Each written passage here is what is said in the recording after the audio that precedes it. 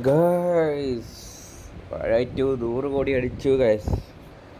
ഓ, ഈ 100 കോടി വാഴ അടിച്ചത് പറഞ്ഞിട്ട് ഞാൻ ഇതുവരെ വാഴ പോയി കണ്ടിട്ടില്ല. വാഴ 2 ഇല്ല ഗൈസ്, കണ്ടിട്ടില്ല, സമയത്തില്ല. പക്ഷെ ഉടനെ പോയി കാണും ഗൈസ്. വാഴ 100 അടിച്ചു, 7 ദിവസം കൊണ്ട് അടിച്ചു ഗൈസ്. അടുത്തൊക്കെ ഇരിക്കുന്നത് ഇതൊക്കെ മുമ്പ് അടിച്ചു, 7 ദിവസം മുമ്പ് അടിച്ചു. അടുത്തൊരു കേട്ടോ.